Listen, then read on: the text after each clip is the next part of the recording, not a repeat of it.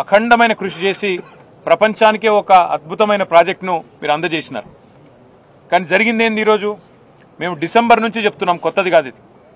మీరు కింద 100 కంపోనెంట్లుండే కాళేశ్వరం ప్రాజెక్టులో, 100 వివిధ భాగాలుండే కాళేశ్వరం ప్రాజెక్టులో మీరు ఒక చిన్న సంఘటనను పట్టుకొని మేడిగడ్డలో జరిగితే దాన్ని భూతద్దంలో చూపెట్టి మొత్తం ప్రాజెక్టును బదనాం చేసి రాజకీయంగా మీరు ప్రయోజనం పొందే ప్రయత్నం ఏదైతే చేస్తున్నారో, ఎన్నికలు అయిపోయినాయి, ఇక మీరు దాని గురించి ఆరాట పడకండి, మీరు అనవసరంగా రాజకీయ రచ్చ చేయకండి, దయచేసి రైతుల కోసం అందరం కలిసికట్టుగా ఆలోచన చేద్దామని చెప్పి డిసెంబర్లో కూడా చెప్పినాం. యాసంగి పంట ఎండిపోయే ప్రమాదం ఉన్నది, మీరు వెంటనే పంప్ హౌస్ ఆన్ చేయండి, కన్నెపల్లి కాడ లక్ష్మీ పంప్ హౌస్ను నడపండి, నడిపి నీళ్ళిచ్చి ఎండుతున్న పంటలు కాపాడండి అని చెప్పి డిసెంబర్ జనవరిలో కూడా చెప్పినాం మేము. కానీ ఆ రోజు మా మాట వినలేదు, పెడచెవిన పెట్టినారు. ఇవాళ అధికారులు మేము అడిగినాం, ఇక్కడికి వచ్చిన తర్వాత స్పష్టంగా అడిగాం, అన్నారం సుందిళ్లలో గ్రౌటింగ్ చేసినారా అని అడిగినాం. గ్రౌటింగ్ జరిగింది సార్, అది రెగ్యులర్గా జరిగేదే, అదేం కొత్తది కాదు.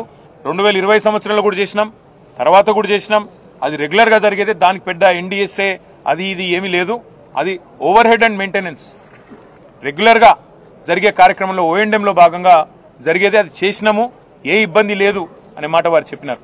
అదేవిధంగా ఈ 3 బ్యారేజీలతో పాటు ఇవాళ 10 లక్షల క్యూసెక్కులు ఏదైతే కిందికి నీళ్లు పోతున్నాయో వృధాగా, దాన్ని కూడా మా కల్లారా చూసినాం. కాళేశ్వరం దేవాలయంలో, కాళేశ్వరం ముక్తేశ్వరం దేవాలయంలో మేము ప్రార్థనలు చేసి, పూజలు చేసి, రాష్ట్రం బాగుండాలని మొక్కుకొని, రైతులు బాగుండాలని ప్రార్థించి, అక్కడి నుంచి అక్కడ గోదావరి నీళ్లు, వాటి గోదావరి తల్లికి పూజ చేసి ఎత్తిన నీళ్లు జల్లుకొని చూద్దామని పోయినాం. ఉధృతంగా ఆ పుష్కర ఘాట్లో ఉధృతంగా పారుతున్న నదిని చూసి మురిసిపోయినాం. కానీ పైన చూస్తేనేమో ఎల్ఎండి, ఎంఎండి, ఆ పైన ఉండే మల్లన్న సాగరు, కొండపోచమ్మ సాగరు, రంగనాయక సాగరు, అన్నపూర్ణ ఇవాళ గొంతెండి నోరు వెళ్ళబెట్టి ఆ రిజర్వాయర్లు ఎడారిలాగా ఉంటే అది చూసి బాధపడతా ఉన్నాం. ఇవాళ లేనిదల్లా ఒకటే, ఇంత అద్భుతమైన పంచభక్ష పరమన్నాలు కదా ఒక పల్లెంలో వడ్డించి పెడితే దాన్ని వాడుకునే తెలివి కూడా ఇవాళ ఈ ప్రభుత్వానికి లేదు. ఇంత అద్భుతమైన సిస్టమ్ రూపొందించాలంటే మరొకరికి సాధ్యం కాదు. కేసీఆర్ గారు మొత్తం తయారు చేసి మీ చేతిలో పెట్టినారు. మీరు చేయవలసిందల్లా ఒకటే, ఇవాళ ఈ పంప్ హౌజు వెంటనే నడిపితే, మేము అడిగినాం పంపులన్నీ నడుస్తున్నాయా అని అడిగినాం, ఫుల్ కెపాసిటీలో ఉన్నాయా, ఏమైనా సమస్య ఉందా అని అడిగినాం. ఏ సమస్య లేదు సార్ అన్నారు. 17 పంపులు, ఒక్కొక్కటి 40 మెగావాట్ల కెపాసిటీ పంపు, అన్ని రెడీగా ఉన్నాయి. రోజుకు 2 టీఎంసీల నీళ్ళు ఇక్కడ నుంచి ఎత్తిపోయొచ్చు. నిజంగా చెప్పాలంటే ఇక్కడ నుంచి 3 టీఎంసీలు ఎత్తిపోయొచ్చు. ఈడికెళ్ళి పైదాకా 3 పోతే ఆడికెళ్ళి 2, రోజుకి 3 టీఎంసీలు ఇక్కడ నుంచి తీసుకునే సామర్థ్యం మనకుంది. కానీ కేవలం రాజకీయపరమైన నిర్ణయం లేకపోవడం వల్లనే పాపం ఇంజనీర్లు ఏమీ చేయలేని అవస్థలో వాళ్ళు ఉన్నారు. నీళ్లున్నాయి, బటన్ ఒత్తితే పంపులు నడుస్తాయి, నీళ్లు ఎంఎండీలో పడతాయి, ఎల్ఎండీలో పడతాయి, మొత్తం సిస్టమ్ అంతా.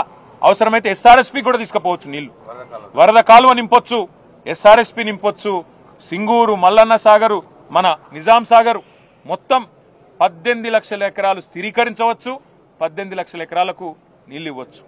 లేనిదల్లా రాజకీయ సంకల్పం, రాజకీయంగా కేసీఆర్ గారిని బదనాం చేయడం అనే ఒకే ఒక్క ఉద్దేశంతో ఈ పంపులు నడపడం లేదు. ఇవాళ ఇంజనీర్లను కలిసిన తర్వాత, వారు చెప్పింది విన్న తర్వాత మేమందరం కూడా శాసనసభ్యులం, శాసన మండలి సభ్యులం అర్థం చేసుకున్నాం విషయాన్ని. విషయం ఏంటి అంటే చాలా సింపుల్. నీళ్లు పుష్కలంగా కళ్ళముగట్నే పోతున్నాయి సముద్రంలోకి వృధాగా. కానీ ప్రభుత్వం కేవలం రాజకీయ ప్రయోజనం కోసం మాత్రమే ఇవాళ ఆ నీళ్లు వృధాగా పోతుంటే కూడా కళ్ళప్పగించి చూస్తున్నది తప్ప వేరేదేమీ లేనేలేదు. నేను ఈ ప్రభుత్వానికి చేసే విజ్ఞప్తుల్లో ఒకటే, ముఖ్యంగా అక్కడ బస్వాపూర్ రిజర్వాయర్